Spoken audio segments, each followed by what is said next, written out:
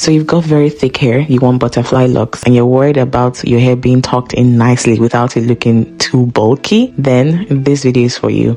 Here I'll be showing you how you can achieve the butterfly locks with the crochet braids installation method. And I'll be showing you how you can take your hair from this to this. Stay tuned. As you can see here, my client has very thick natural hair and she wanted butterfly locks. We did this installation in the salon. These are some of my stylists working on it. I'll be explaining how you can achieve this. Now the first thing you want to do is get your kinky hair ready.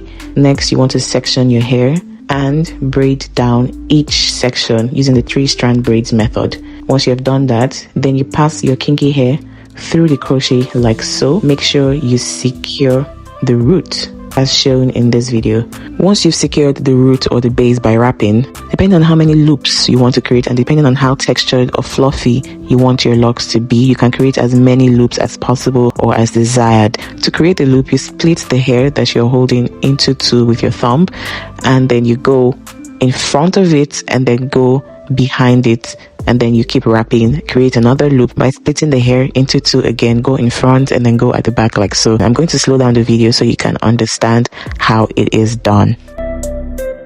Now this style or this method is applicable for both relaxed hair, natural hair, whether it's thin, thick, medium, whatever length. Here your hair stays protected while you achieve the style that you want to. However, if your hair is very long, you can fold the braid to the length that you want to achieve before you start wrapping the hair around.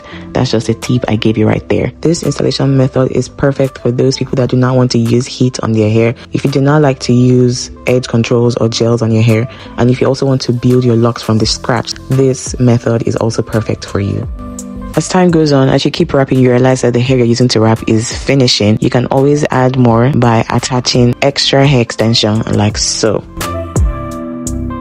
To end your butterfly locks, once you're getting towards the desired length, you stop creating the loops. This will make the hair slightly thinner. You keep wrapping the hair until you get to your desired length like so. Once you've gotten to your desired length, then you're going to do a reverse wrap by folding the hair backward into the locks that you've already created, and then you wrap upwards. Now I like to create loops as I'm wrapping upwards, so you're just doing the reverse loop and wrap like so.